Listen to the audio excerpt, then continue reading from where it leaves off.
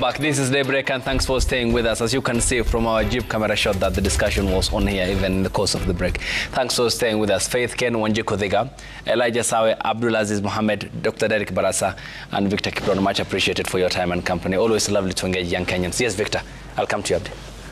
Thank you, Ayub. Now, to prosecute the matter of apology, and I want even to ask the youth leader from DCP to tell us where his party leader was during the... Her party leader. Our party leader was during the morning breakfast, because I thought this was a national agenda, and we ought to have seen all leaders from all spheres coming together and harmoniously agreeing with the fact that as a country we've had our mistakes and now we can move forward as a country.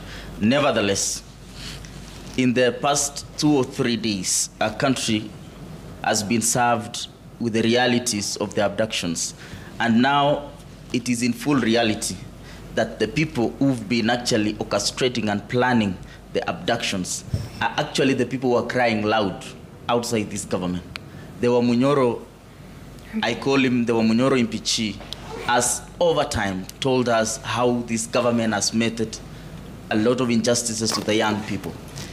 You see, my brother Ayub, I was shocked that the person of an elected member of parliament could abduct himself, go to a bush somewhere, make some noises, and someone took the photos and the videos and tell us that he was abducted by this regime so that you can look popular after you launched a party and then your party didn't pick. For some reasons, the party is not popular. And now you want to create some dramas here and there so that you can look popular. We want to prosecute this matter today, and we want now the owners and the planners of all these things that are happening to tell us boldly that, does it mean that the Gen Zs who disappeared, are they among the people who planned? I gave an example of Kibet Bull when I was here 1.5 weeks ago.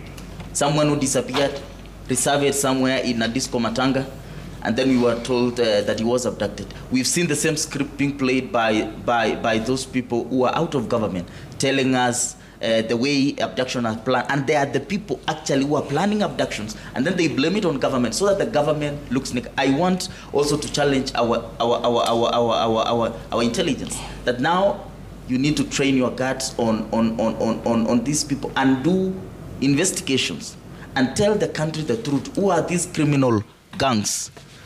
Who are these criminal gangs who are doing the abduction? Because I believe there are criminal gangs actually who are doing abductions and not the government. Okay, this is my question then. 2 questions. What is the correlation between George Koimburi, Kibet Bull, and 60 lives that were lost? Second, if then criminal gangs can abduct more than 59 people, the Inspector General tells Parliament they don't know about their whereabouts. More than 1,160 people sustained gunshot wounds, and 60 people were killed pre, during, and post the demonstrations in 2024. Then what kind of country are we living in? To contextualize this matter. Yeah, no, these are lives, Victor. It's not a matter of context. And I acknowledge the fact that there were lives lost. Yes, what is the correlation between George Koimburi, Kibet Bull, and 60 lives that were lost? The correlation and the denominator here is abduction. So all of the 60 people abducted themselves, according to you? Now, to bring this matter into context. Yes. We've had a situation in this country where people sometimes disappear. We've had the Shakahola massacre, for example, where more than 100 Kenyans disappeared in a government existing fully with intelligence. Now, that time, there were criminal activities done in the country, and the intelligence and the government of the day and the establishment under the leadership of His Excellency Uhuru Kenyatta didn't actually realize there were criminal gangs. In the same context, maybe there are criminal activities, but again... So in your view, Victor, to just be... In my view, there are people who are playing politics. Okay, so all the 60 lives were all politics? I'm not saying all the 60 lives were politics. Yes, but so why then correlate? Why are you relating? But I'm saying again... The point of George Koimburi, which is under active investigations, yes, and 60 young Kenyans who are fell. You know, the problem, Ayub, with this country is that we try to politicize everything that happens. If the person of an elected member of parliament can abduct himself and blame it on government. You have prosecuted that point. What? Victor, I get your point. Yes. I have understood your point. You're absolutely clear on that. What then is the correlation between George Koimburi's self-abduction, as you have called it, happened in 2025, a year down the line since 60 young Kenyans were killed? Assuming if I was among the 60 who I was shot, how will you feel? The report actually that came out, and when the president acknowledged the matter about abductions. He didn't acknowledge. He disputed the figures by the taxpayer-funded Kenya National Commission on Human Rights. But again, Ayub, we have an independent police force who are tasked to do this investigation. Why then every time you bring in, the president again gave the police the independence to prosecute these matters, and the police are doing their job by telling us what is happening. It doesn't mean, for heaven's sake, and for us to be fair enough, let the police do their independent job. And if there are people who are criminally doing the abductions, let's prosecute that matter differently, and let's not mix issues so that we make the head of state and the government the place of institutions. Okay, point made. Yes, Derek, Abdul will come to you, and then Faith, and then to you. The sentient opinion by my friend Kiprono are actually a very big disgrace. Let me just use that word for lack of a better statement to say. You see, when you say police is making investigations, and police has said the man has abducted. So which one do we listen to? The police itself is confusing us. You see, just last week when you were saying the man kidnapped himself, there was a hearing, I think, in Kiambu, in the Kiambu court, Justice Abigail Mushila. And Justice Abigail Mushila read the law. You're talking about? Yes, about Koimburi. Koimburi, yes. Koimburi's case. And it was a habeas corpus warrant that you should produce the body. And it was read to the police itself to produce the body. For you, where Kiprono ukikuja hapa leo, and you decide to say at Koimburi and 60 other Kenyans have been abducting themselves. And most of all, let me just pinpoint this, and this you should never repeat it, Kiprono. Usijaribu kusema kitu tena. Shakahola people were never abducted. Whatever happened in Shakahola, you were still healing from that. And for you, when you come here to try to tell us that Shakahola, 60 other Kenyans, and Kibet Bull, seriously. These are people who are championing. I am sure 60 years from now, someone will write a book about Kibet Bull ati alipigania inchi. And for you, where Kiprono hapo umefanya nini inchi? For you have decided to come here and call all these people abducting themselves and all these things. Let me say, you see, in Zimbabwe, there was a man called Morrison Nyadhi. Morrison Nyadhi, when people were fighting the freedom fighters against the white man, this guy went and distorted the weapons of all these people, and later that eventually led to their capture. Because when they were caught, they failed to fire. You see, in Mau Mau, Kenya, when we were fighting, there was a guy called Ndirangu Mau. Ndirangu Mau was the man who eventually decided to go and hand over the Dan Kimathi to the white man, and the rest is history like we see today. What we see Kiprono here and many other young people on this panel, we shall see them by their fruit. What they're saying here today is a clear example that they have been socialized to that particular club of the individualistic, the rich and unholy that we talk about in this government. When you see them talking about, Kiprono, you're a young man, seriously. If I look at you, 20 years from now. 20 years from now, let me make my point. I kept quiet when you're talking. Let me just make my point. You see, 20 years from, if you proceed like this, we shall not have a country. We shall not have a country with leaders that think Shakahola was a joke. We shall not have a country with people that think all these goings on are actually a joke. You see, the people like Kiprono here that we see have failed the ethical test. They have failed the ethical test because they are avoiding the real political struggle, and they are deciding to conform to this regime. Okay, which is? To mention the real issues, to cite out these issues like I'm doing here particularly. What they are deciding to do is try to dramatize, to fall to the defense of the system, so for their own particular gain. And we are clear about that. Last week we were here, Kazmuel Makore, Morara Kebaso, all these, I'm calling out those names. Whoever is falling prey to this regime, we are seeing you and want to sound a resounding warning to them, particularly. You see, this country needs a surgery, and we are identifying those people one by one. Kiprono, when in number moja, you are among those people who will fall on the table for surgery. Where? Okay. Kazmuel, Morara, yes. Tutanguka now, what? And surgery without anesthesia. And I hope that does not translate to violence. I have the right of reply. Yeah. Because but okay, yeah, I'll come to you. Allow me to share the time around. We have enough time. Yes, now to finish on the apology, and if you look at that day, the events, starting from the build-up, the sentiments that were made were not friendly, were far much threatening the Gen Zs. Now, I am perplexed to explain whether the president's apology came after the American star, Ricky Bolden, said we should listen to the Gen Z, or is it coming after or is he emulating what Museveni did? Because it's Museveni who asked for the forgiveness. So I am confused. Now, on the issue of Koimbiri, I am also confused to explain how the same DCI could not find the abductors 1 year down the line, yet they can complete the investigation and zero into the abductors in less than 24 hours. So I don't know where we stand. I don't know what is happening. Okay, yes, Faith. I'll come to you, Sawa and Jacob. Thank you so much, Ayub. So, I don't know where to start from, but first anywhere you so wish. I'll just pick it up from here. I mean, there's a post I did sometimes back on my Facebook page about youths and politics of opinion. You know, and right now it's so sad that we've reduced our conversations to now individual politics rather than fighting a unified cause. If at all, you know, youths are talking about change that they so much preach about.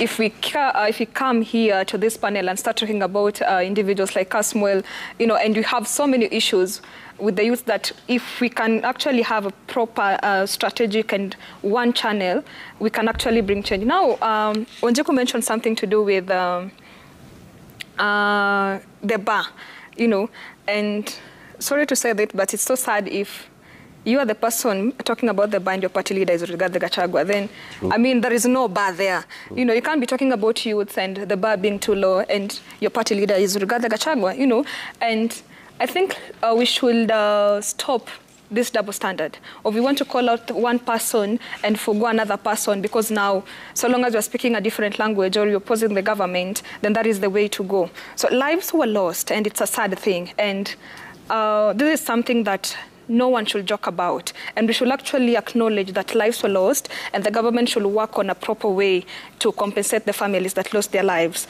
you know, and these are people's kids, you know, mothers are still mourning. Some people haven't even found their kids. So we shouldn't actually try to ignore the fact that youths lost their life in the streets. And what we should push on is IPOA to bring forth the perpetrators, the government to conclude on the investigations and give these families closure. So that is, I think, the most decent thing. That is the decent thing all of us can talk about. But now when we talk about real change and the youths and politics, I mean, we should just be real. We should just be real. Ruto apologizing and we're saying that is not enough. And at the same time, we're supporting people like Rigathi Gachagua who, I mean, has committed so many atrocities to this country that even if you start mentioning, so we shouldn't be talking about the bar and one side mentioning another person and excusing the other. Okay, Wanjuk, I'll come to for a right of reply. Yes, and Ayub, I said this last time that when I was here that it doesn't mean that when something is wrong and it's done by William Ruto, then it is right, or something is right and it is done by Gachagua, then it is wrong. Let's make it very plain and clear. If something is wrong, it's wrong. If it's right, it's right. That's right. And let's not talk about bars and whatever when we're actually talking about a progressive government. This government has 5 years mandate. We've seen the events since this happened. We've seen the independence and the latitude that IPOA and judiciary has had to even be able to prosecute and discuss these matters. What we but that's already granted, is it, even before this government came to power? But we've had such events before. Constitutionally granted. We've had such events before, but we never saw it. It never saw the light of the day. So what we know in this country is that the goodwill of the presidency is very important in the independence and the maturity of the different agencies that we have in this country. And I think what William Ruto has done, separating the funding of police to be directly run by the IG, giving the latitude to IPOA to make those decisions, allowing judiciary to make rulings and following those rulings. Although we've had rulings that we can say questionably, we've had issues with them, but William Ruto, as a president and the leader of the executive, has continuously given us hope in terms of how the maturity of the institutions have been. And this is a fact. When we can look at the numbers, we can look at the statistics. When President Moi and KANU leadership, that my friend Dr. Barasa is now leading the political advisory team in KANU, was in leadership, we saw all these things happen, but there was never any justice that were even provided or any processes that were done. So what we must think and agree as young people is that where we are is not where we want to be. But can we appreciate the fact that we are moving in the right direction? And if the speed that we are moving is not good enough, then what can we do to be able to improve that? So what I wish to hear is that the IPOA actually delivers the verdict to the police officers. The judiciary delivers the judgment. Let's have the people who have been prosecuted lined up. Then we see no action taken. Then we can blame the presidency and say, okay, President William Ruto, as the leader of this government, we haven't seen these actions being implemented. What can you tell Kenyans about the police officers who have been charged and have not been fired? Okay. Or when we see the report from the IPO about all this, and we don't see government taking any action, even after the commitment. The president made a commitment that all these families will be given some sort of, they will receive benefits and also because they lost their children. So until that is not done, because right now he has mandate for 5 years, we are seeing the progress in court, we are seeing the progress with the IPOA. So if this is not done, then we can hold him accountable. But it is unfair today if you say that this will happen, and you haven't given us a timeline, then we just blame you because it has not happened, then I think that's unfair. Okay, Elijah, first, just on a factual point, the president has no prosecutorial powers. IPOA is among the other institutions that is empowered by the Constitution. But he runs the executive that funds these institutions, Ayub. And the funding is done by Parliament, which the president has no control over. Thank you, yeah. Isn't it? Yes, but how come? So I was coming to the point of the rule of law, which you brought in. Yes. Because in January 2024, in Nyandarua County, the president led a battalion of political class, including the leadership of the House, to attack judges and the judiciary. Was that healthy in a democracy? Sorry? Was that healthy in a democracy? What? Attacking the judiciary. Accusing judges of corruption where there was none. Yeah. No, but we had a process that was done by the Judiciary Oversight Authority, and we actually we even have names of judges who actually found guilty of bribes. So I think the president was talking from a context. There are judgments that were ruled, and we actually saw that process completed. Well, it's only Gachagua who said he will deliver a petition before the Judicial Service Commission, and he never showed up. We expected him at the Supreme Court. Yes, Wanjeko. Abdikadir, thank you for giving me the right of reply. Kiprono, I'm shocked by your lack of empathy. It's really shocking, and that's what reflects this regime. It is not empathetic to their misgivings and their abductions and the fear, the weight of fear that young people are carrying. Not only young, even the political class. George Koimburi is my MP in Juja. I come from Juja constituency. You see, he was abducted, what he went through. I know, Kiprono, you haven't gone to hospital to see him, so you are speaking hypothetically. But he's in pain. Who abducted him? Exactly. That's the question. And he's saying he is self-abducted. But why would he throw such a callous statement out here? You see, that is character. Two issues to be clear. We have addressed substantively the issue of the young souls that were cut short. Yes. And why did the MP, according to authorities, stage his abduction? Because the vehicle, according to the data, the NTSA portal, belonged to another gentleman. It wasn't a vehicle that was registered at the government of Kenya. So why would an elected member of parliament go that far? And that's you see what we have and what at the moment, what is going on. It's that with the abductions that are going on at the moment, and I've always kept asking myself, who has this intelligence and the infrastructure to do this? It's not only even my MP. There's also an honorable member called Grace City. We don't know where she is. Honorable member from Murang'a County, she's an MCA. You see, back in the day, that's what happened to JM. He disappeared, and the next minute, we found his body. His body was dumped. So we can't take these matters or these cases lightly. It's a weighty issue. It's really a weighty issue. And we are taking lives lost with a lot of, with a lot of, at only kind of big deal. But when our life is lost, so many families undergo a lot of pain. And that is somebody whose time hadn't come to an end. So it has been cut short. And another issue that my party leader did not show up at the National Prayer Breakfast meeting. Where will he come to sit in a place where a regime that pushes abduction, where economic rights of not only young people, but of Kenyans, of citizens, are not being looked at care after, where healthcare is not being prioritized, where education, matters that are very basic to Kenyans, are not being looked after? For us, and that's why we are championing. Was he invited? I don't know. At the end of the day, because he is a political leader, so whether with invite or not, he might decide to go or not. But at the end of the day, the question is, where will he go and sit down and do perform? And that, for me, that prayer breakfast is a lot of performance. At the end of the day, we must, because leadership is service. So at the end of the day, we must be true to our citizens.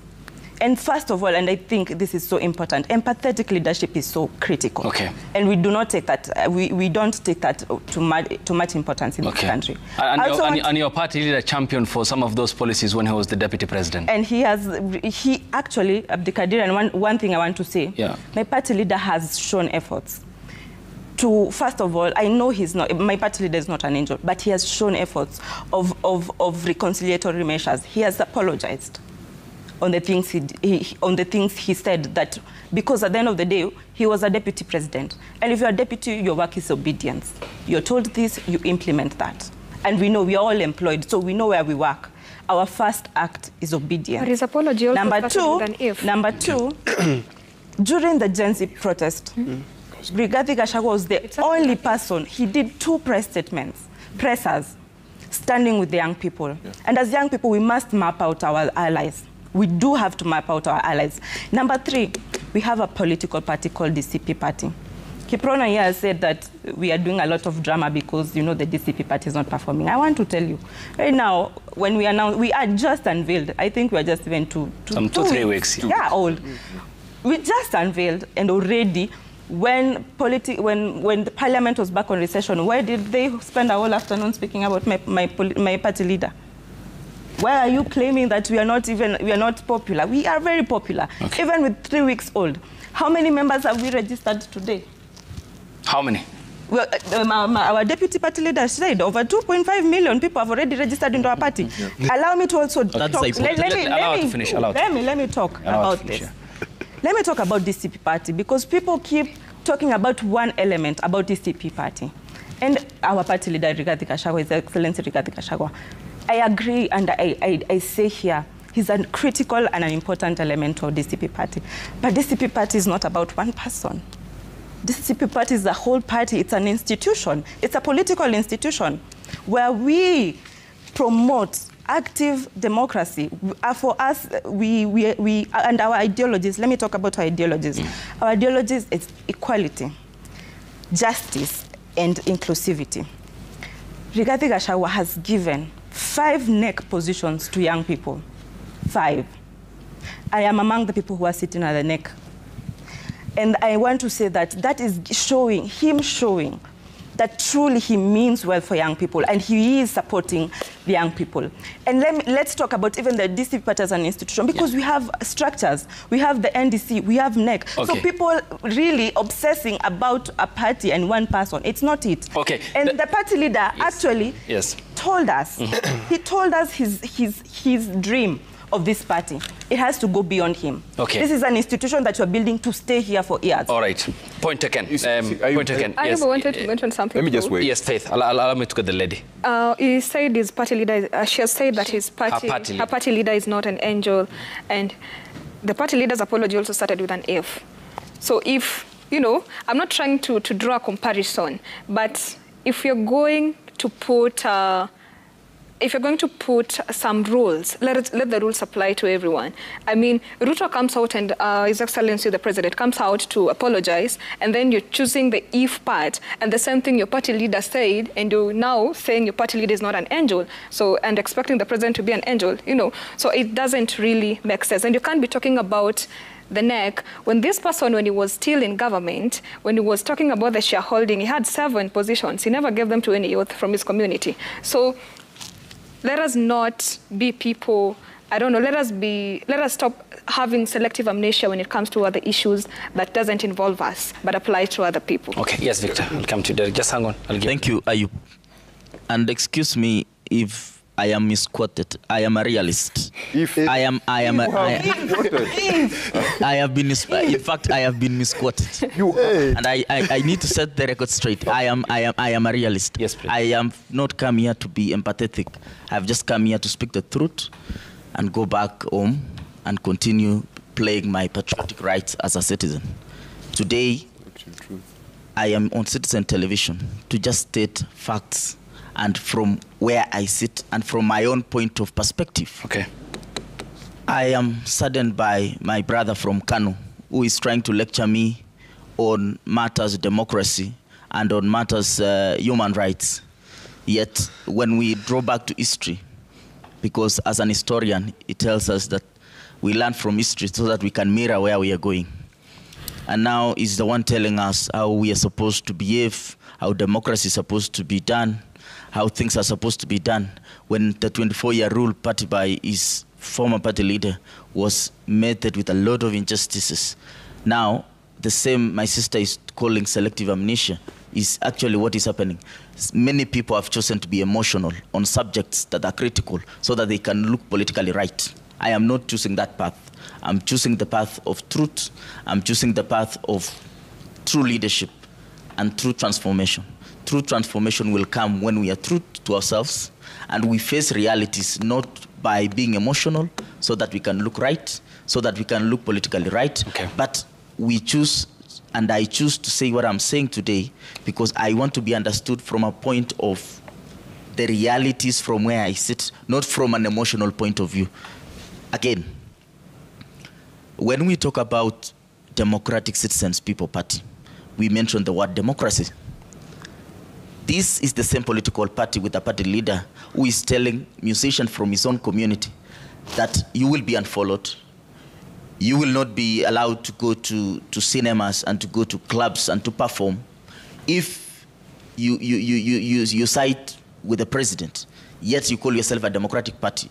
Then we ask yourself, what is the meaning of democracy? What exactly is the meaning of democracy? Democracy dictates that you freely engage, you freely perhaps you freely engage with different persons. You don't have to be singing a choir to one master. But now the same people who are now telling us about how to behave are the same party leader, for heaven's sake, who is telling musicians from his own community that you will be unfollowed, telling even people unfollow them, don't even invite them to come to your weddings because they have gone to State House or they have gone to Karen to meet the Deputy President. And yet you are a political party telling us about democracy. So, yet you have the moral authority to come here and tell us about the President issuing an apology. Excuse me. in your view, what's the definition of a democracy? In my view, the definition of democracy is the free will. The free will. Respect the will of the people. Exactly. And the president did not respect the will of his MPs when they chose Kindiki over Gachagua in 2022. True.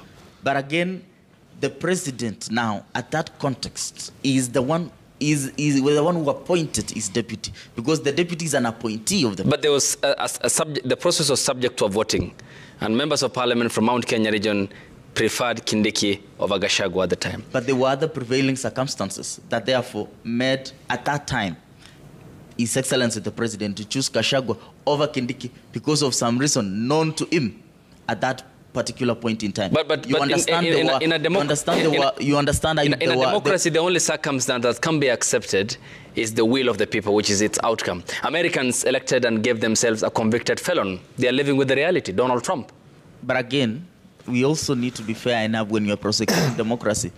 In a context of the president appointing Gachagua as his running mate over Kindiki was, for example, the prevailing circumstances at that time. Okay. You know, we were in a regime where His Excellency the President had a lot of issues with his finances. His finances were frozen.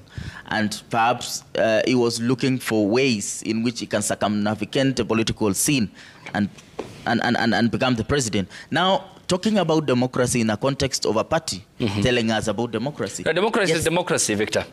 But again, Yayub, why do we become selective? Yeah.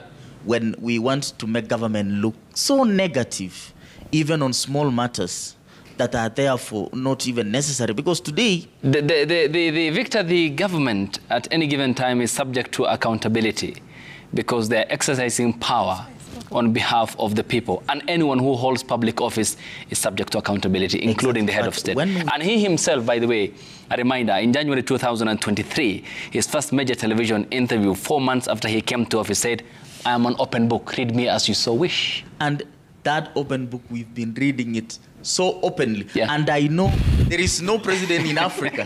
There is no president in Africa who has been so open than His Excellency William. Okay, Victor. William Ruto has been the most open president we've ever seen. Now to finish. Yes, finish up, please.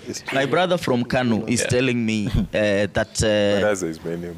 that I will be subject On the surgery. on the surgery. I hope that's not violent. Yeah, No, but again, I want to tell my brother that as young people, as we fight and as we let us not negate the fact that all of us as young people, we throw our aspirations from different perspectives. Okay. There are people who have chosen different paths from their own beliefs. He believes that Kanu is, with Jogo, is the one to deliver the country maybe 63 years after independence. And we believe as young people that the president, His Excellency, under United Democratic Alliance, under broad-based government, is the one to deliver the country to the next point made.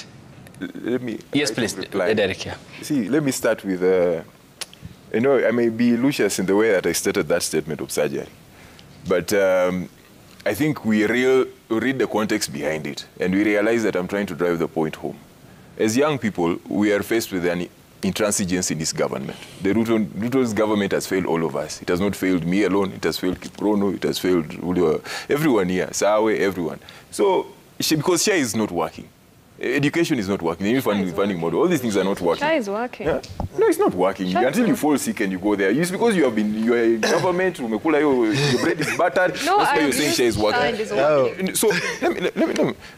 Have you used it for critical care? Have you used it for... There's a doctor right now in Moi Teaching who is suffering as they've never had any compensation from SHA. What are you talking about? So because it's not working for you, but that's not the issue now. SHA is working. I asked for my right of reply. There's some flaws, but it's actually working. You see, I asked for a right of reply. You see, Ayub, let me just use this word. Cooley, I think he passed on the last year, he made a song called The Gangster Paradise.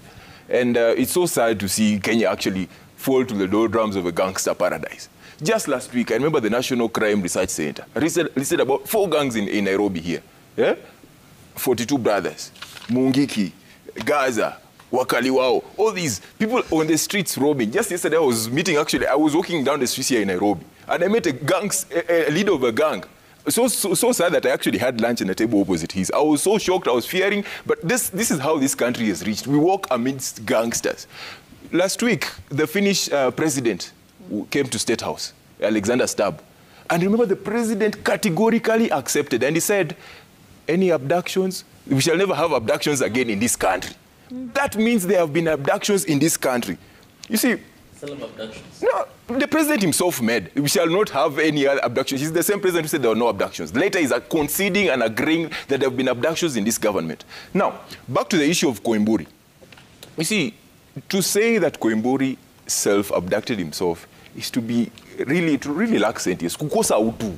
You see, the other week... so who abducted him in your view? No, I'm actually giving the facts. Yes, yeah. The deputy president of the Law Society of Kenya, Mwaura Kabata, he came out and read, and he gave us a brief synopsis into the things that happened. 2 days before his arrest, there was a group of plainclothed men. Whose arrest? Sorry, his abduction.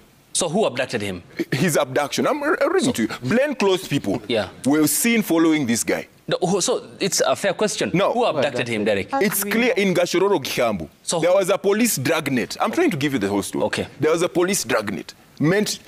Plainclothes people were following this guy. There was a police dragnet aimed particularly to Koimburi. He dodged it.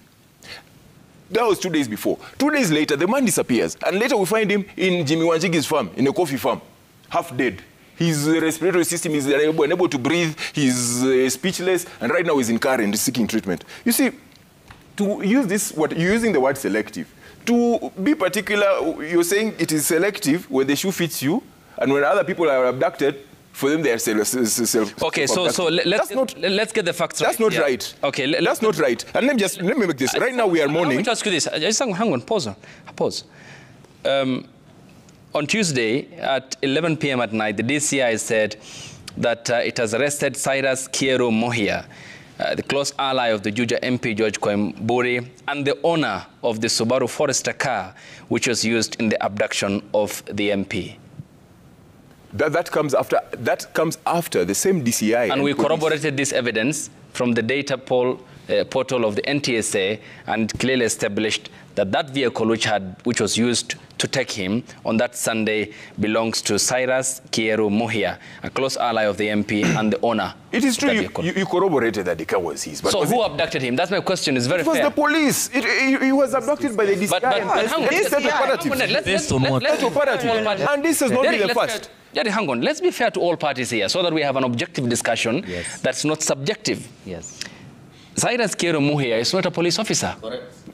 No, you've clearly said it. The corroboration was about the car being his. It was not about the abduction. It was used particularly in that abduction. I've told clear there was a dragnet 2 days before that incident, laid down by the police. He dodged it in Gashororo. Okay, so all the vehicles that were involved, assuming then what you're saying, belongs to, these are private vehicles used by the government of Kenya, according to you.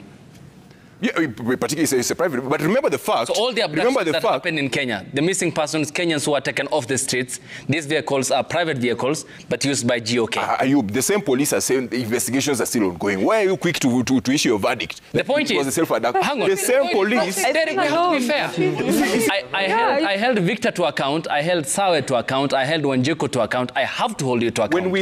When you have 80 abductions between June and October, 80 people were abducted. The president himself conceded there have been abductions in this country. Last week, Father Alois Cheruyot was gunned down, found in a plantation. Those are bandits. The other, John Maina. We've had all these... Derek, I come back to my question again.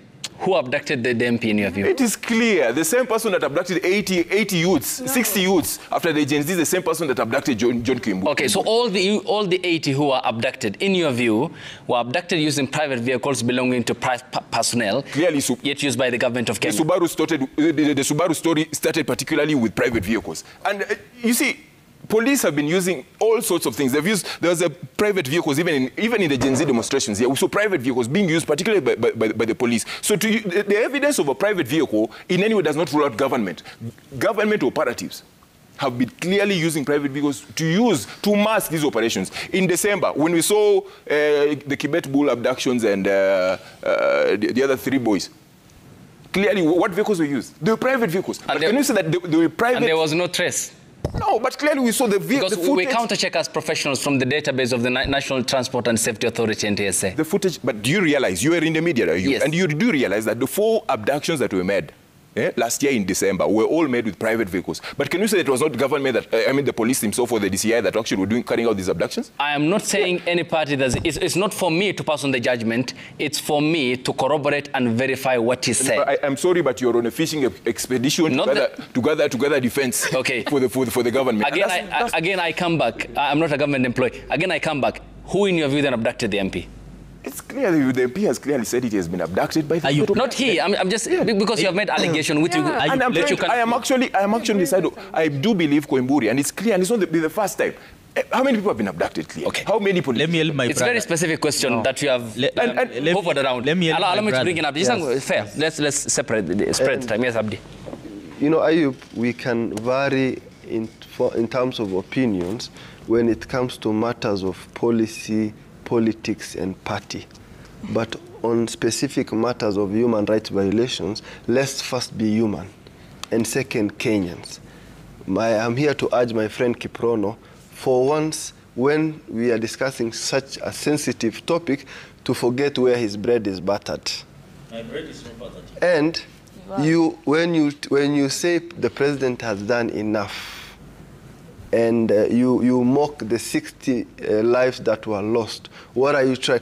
You have been given an opportunity to speak in a national television. What are you trying to tell? What emotions are you showing that mama who has lost her child, the one who is still searching for her loved one? Now, are you also aware that a survey that was recently released by TIFA says that 75% of the country feel like the country is headed in the wrong directions? And the main reasons being failed leadership, unemployment, high cost of living, and human rights violation. And majority feel like the president has let them down.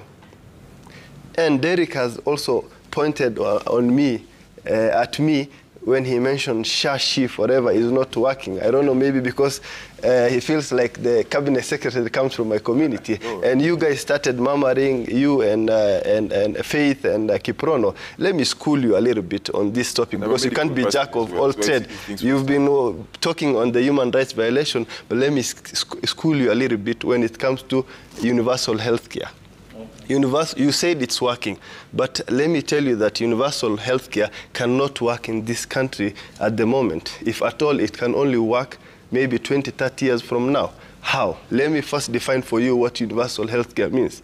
This is the ability to provide healthcare services to all the population of the country, anywhere, anytime. If I break it down to a layman's level, universal healthcare is like a three-legged stool. One leg is access to hospitals, clinics, and dispensaries. The second leg is quality, the quality of doctors and drugs. And the third leg is affordability or cost. Now in Kenya, the stool is there, but the legs are not there.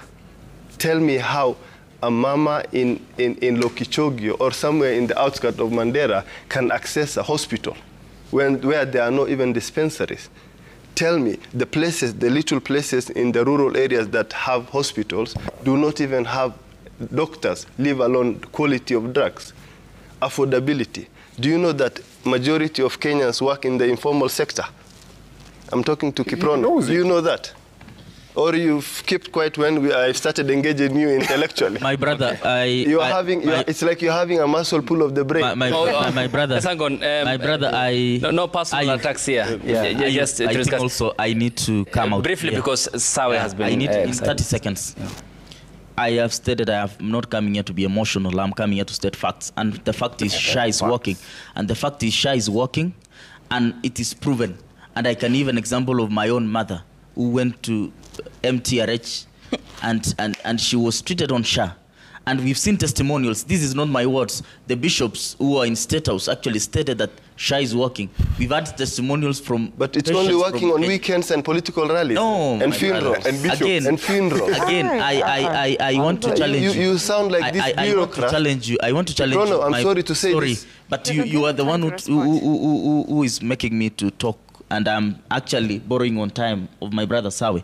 SHA is working, and it is proven. It is testimonials from Kenyans, not from Kiprono, because I've been accused that where my bread is. I am the CEO of Zero Barefoot Campaign. I have donated 68,000 shoes to Kenyans. I have donated 68,000 shoes. Because you're a state outlet. You have been funded by You're a state outlet. Kiprono, I'm sorry to say this, but you sound... Listen. No, Kiprono, as a young person, allow me finish. Allow me make ignorant of the reality. You need to protect me. And be brief, because you are eating into Sawe's time. Yes. Correct. Yeah. And thank you, Sawe, for giving me your time. For 30 seconds. I want to be categorical. I am the CEO of Zero Barefoot Campaign and Environment, which is non-political and it is non-profit. I am the CEO. And we do, our budgets are not funded by government. We do proposals writing. And actually, my books are really straight. I have done, and we've done a Zero Barefoot donations to the country. And my sister is accusing me that I'm being funded by government. We are not funded by government. This is an organization of young people who are going out to help fellow young citizens, pupils who go to school barefoot. And we do this because it is under our own way. I am a student of international relations and development. And I did development. And it is my part as a young person. Thank you. solve community problems. But to be accused... nothing wrong if the government is funding it. The point is made, yeah. Okay, point is made. Allow me to go to Sawe now. It's been silent for some time. Thank you very much, Ayub, for moving the conversation forward. Maybe first is to urge my brother Victor, continue doing what you are doing. The jury is out there. You are doing a good job. He has personally come to a school in Nandi, and I've seen the impact of what he's doing. Please continue doing it. The second point is, I just want to make a record straight. Father Alois is someone I knew personally. We are mourning him, and he had no political affiliation. Exactly. He didn't associate himself with any politics. Exactly. He was just doing the Lord's work, and bandits gunned him down. So please, as we, even as we deliberate, as much as we want to sound emotional and all that, please, we have a community that is mourning in Nandi. People in Kerio are mourning, even the people in Tot are mourning. So let me just set the record clear that he was not in any way to be associated with the theatrics of politics that are working. And that is the point made. Kindly allow me to speak. I didn't speak when you were speaking. What I really want us to discuss when we come to this show is, let's look at the facts. When we talk about SHA working, no one has said that it is in perfect condition. Yeah. What we are saying is that it has started, and the numbers are looking forward. When you look at the total number of people that has been registered, 18 million already. NHIF never got to that number, even in the tenure that it was. We know there are people out there. Kenyans are watching. They have loved ones who are going every day for rental care, going for different services, and SHA is paying, which NHIF never paid for. So as we talk about this, let's hold ourselves accountable to numbers. How many people were served by NHIF? What has SHA done? And is government saying that SHA is in 100% condition? No, they are saying it's work in progress. This is the progress that we've made. Let's talk about gangs and abduction in a very objective manner. Nobody is saying that the 60 people who were killed were self-abducted. No, no one has ever come out and said that they were self-abducted. So he didn't say that, and I think we are making the record straight that it's different. When you talk about Koimbori's story, it's totally different with what happened with the youths. And let's separate that. We have, the police has given us records of what happened. So the choice is ours. Do we want to believe the agencies that are professionally running this country, or do we want to believe the politicians? So if today you got yourself into a problem, trust me, you look for the police. So let's give police time, let's listen to them. Then we can go back and check the facts. When the police says this car belongs to so-and-so, we have a platform we can verify. Unless you have different facts, please state. Finally, I just want to say that there are so many things that are looking positive. I'm thinking about the youths that we are representing here. 67% of youths do not have jobs. Out of every 10 young people, 4 of them only are employed, 6 are not. What are the solutions that we are giving? Whether we are supporting DCP, whether we are supporting KANU, what are the solutions that we are giving? And what are the facts that we can state that Kenya Kwanza government has done? We had 8.9 thousand kilometers, 8,900 kilometers of NOFB or fiber before the presidency of William Ruto. Right now, we have over 10,200 kilometers. We had 300 of fiber connection. Okay. Before President Ruto came in, we had only 339 Ajira centers. William Ruto has done 290 additional in just 2.5 years of Ajira centers where youths are getting jobs and doing online jobs. Is that enough? No. How can we talk about, why can DCP, KANU, and all these other political parties come with solutions on how they can do more than 290? How they can make sure that we move SHA from 18 million covered to 30 million covered. Why can't KANU and these other political parties tell us about how many teachers are going to be hired when they come in? William Ruto has hired, in his government, they've hired over 50,000 teachers. The ratio of students, or rather learners to teachers, is going towards the right direction. What solutions do they have? We have infrastructure that has told, we have things that has to be done, PPPs that are happening now with government. So what solutions are these people giving? Whether we are talking from a judicial perspective, infrastructure perspective, human right perspective, what are the positive strides towards it? Because we can't just come here and talk about, you know, for all of a sudden, Rigathi Gachagua, who was impeached, is now the solution, without clearly stating what is this that Rigathi Gachagua, in his track record, or even in his vision, is going to help us as young people. Because as young people, we want a very clear direction on how we are going to put our support. And what I see, Ayub, with the discussions that are happening here, then William Ruto is likely to do 10 years. And even if he's going to do these 10 years, who are these people who are going to hold him accountable? I don't see anyone who is holding William Ruto accountable, because people are being emotional and no one is giving us the numbers and solutions. Yes. So finally, as I close, yes, I just want to really appeal to all of us.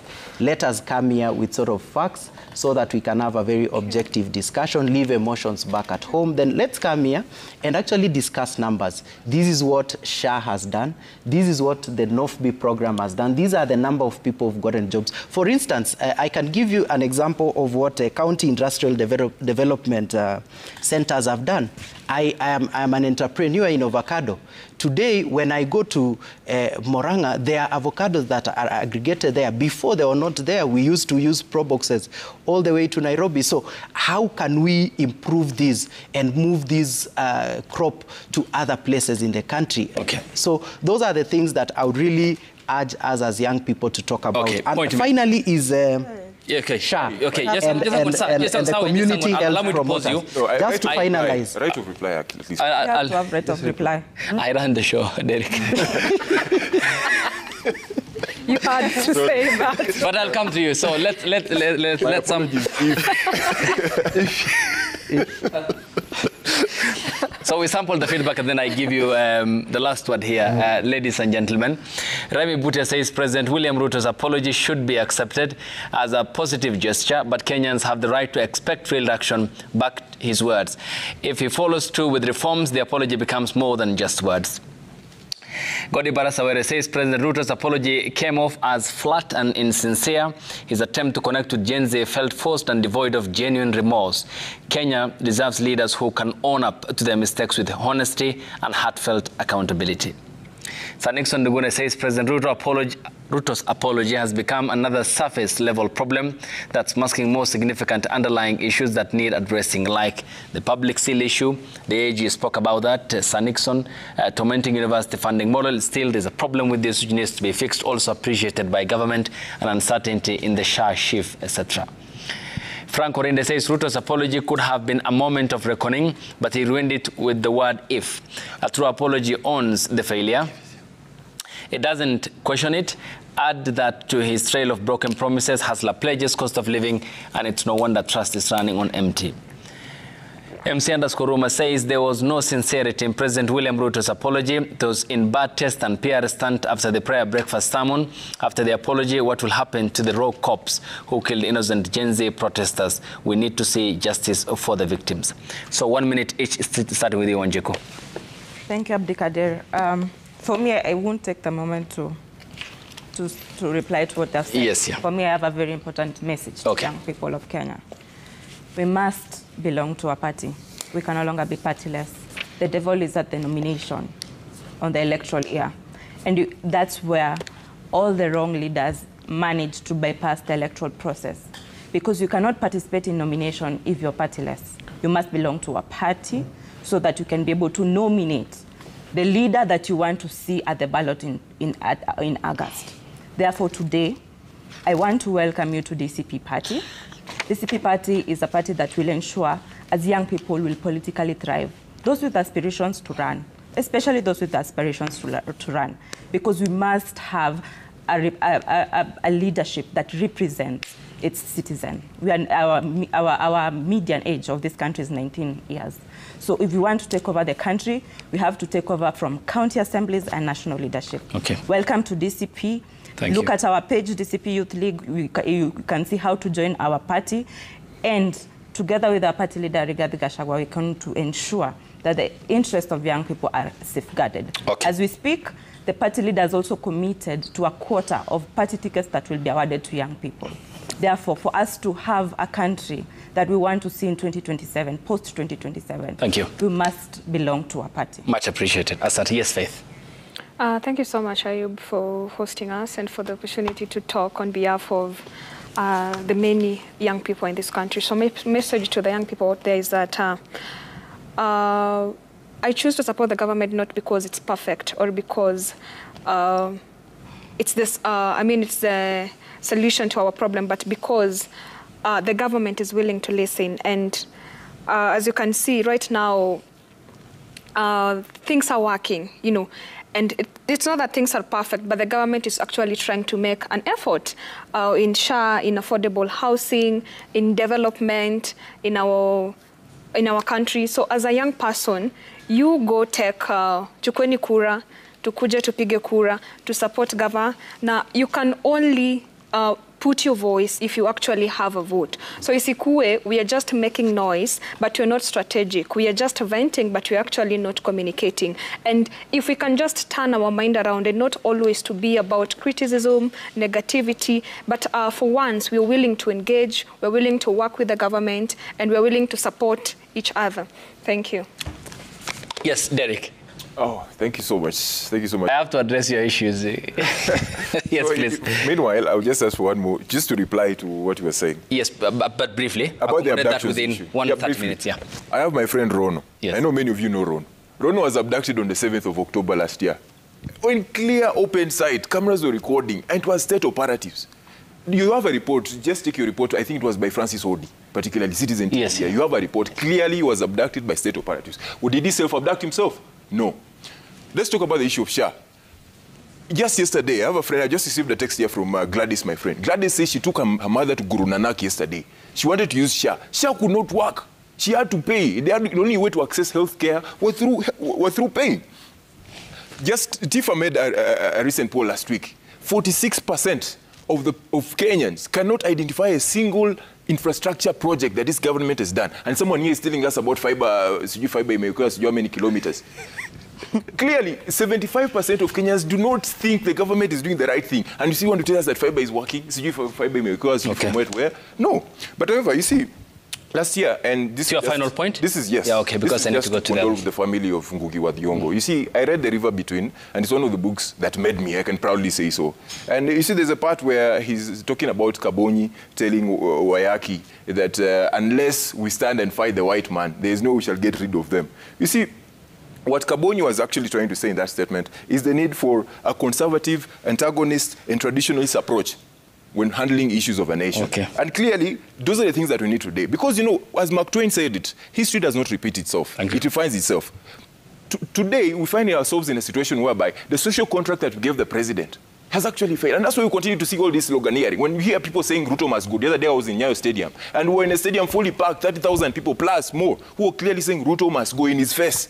If we say today people saying one term, if we see people saying all these things, clearly the social contract is in jeopardy. The president must understand. And still, as we have 2 years and 2 months to the election, and 1 month, I think, right now to the election, it is very important to stop all these knee-jerk reactions and stop abductions, make it clear that corruption must stop, this arrogance must stop, the breach of public trust must stop, and clearly non-performance by key cabinet secretaries, particularly Minister for Interior. We will not have all these murders and abductions continuing, and you continue talking about UDA and wearing designer Gucci watches and shirts. Clearly, we don't want that. Much appreciated. Abdul. And Ayub, we are gathered here for a better Kenya.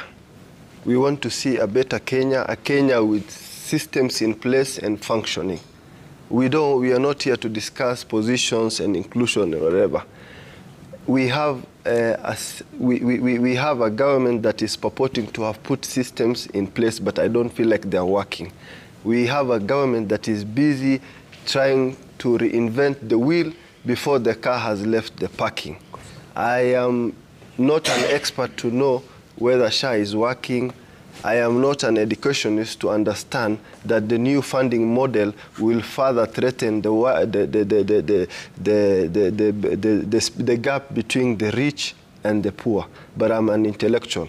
I read, I do research. Okay. And I advise the people who are advising the executive to also read the mood of the country and to understand the social, economic composition of Kenyan families, because reading is to the mind what exercise is to the body. Thank you. Thank you. Yes. I'm very worried if I see a political party that's coming up in the year 2025 and the only position they are giving youths is the youth leader for the national... We have five She mentioned 5 positions. NEC 5 positions. It's my time, kindly. No, I'm correcting you. You can't go ahead and... You cannot misinform young people. Then secondly is, it doesn't matter whether you support the government or not. When a road is built, it's been built. Internet connectivity has increased, and that is a fact of life. We can't change that, whether you support the government or not. The coffee had the highest yield last year, and it fetched the highest price. It's a fact of life. We can't change it. It's the first time sugar farmers have been given bonuses, whether we like it or not. That is the reality of life. Affordable housing, it's the first time we've seen someone moving from Mukuru slums to a wall built of to a house that is worthy. So I think what we just need to urge all the young people is that we can build our political parties if we really, for the spirit of the young people, we don't have to join political parties that just give you a youth leader position. Thank you. Thank you. Victor, my final remarks to my brother Abdulaziz for lack of wisdom. You want to educate me on SHA, but I want to tell you, my brother, that SHA is working. I have a testimony. I've seen testimonies that SHA is working, but I want to encourage young people that you better join the Nyota program by the government. The earlier you join it, the better. The government of the day is well conversant with the issues of the young people. Thank you. Let us join Nyota program that empowers young people to get access to financial capabilities so that you can do business, so that you can advance yourself, and also encourage young people to come out, go for this elective position, go for an MCA position, go for a Senate position, go for a MP position, go for a women position, so that we be part and parcel of the people who will make decisions and go to Parliament, go to Senate and make decisions that will shape the next generation of people, so that we don't lament, but we be the people and the shapers of our democracy. Thank you so much. Two very quick feedback. This one is from Kamwaro. He is one of the senior teachers in this country. To just respond to your point briefly, he says no teachers were employed for the last 10 years except the replacement. Seriously, the things what to say. Just hang on. Let me just finish. Let me finish. This is a feedback from one of the senior teachers. No teachers were employed for the last 10 years except the replacement of those who retired or those who went under natural attrition. Where is the data of those who left or replaced those years? Contraction of teachers started with them against the labor laws. Also, Hesbon Owila, one of the ardent followers of this broadcast, says, great show and very engaging from young Kenyans. We are enjoying these young Kenyans speak issues and sticking to issues and to avoid personal attack. Wapunguze heckling pia because they seem to be attacking Kiprono sana. This is according to him and the views of some of our viewers back from home. Many thanks for your time, much appreciated. Faith Ken, asante sana. Wanjiku Dhiga, thank you so much for your time, much appreciated. Elijah Sawe, asante. Abdul, thank you so much. Dr. Deris, thank you. And Victor Kiprono, asante sana. Thanks so much, ladies and gentlemen. And thanks to you too for waking up with us here on the broadcast. The hashtag as ever has been Citizen Daybreak. The SMS code is 22422 at Citizen TV Kenya and at Ayub Abdi Kadir. DJ GG will be with you next year on the broadcast, and we'll see you next week here on the broadcast after Madaraka Day celebrations on Tuesday on Daybreak. Till then, good morning by the grace of God.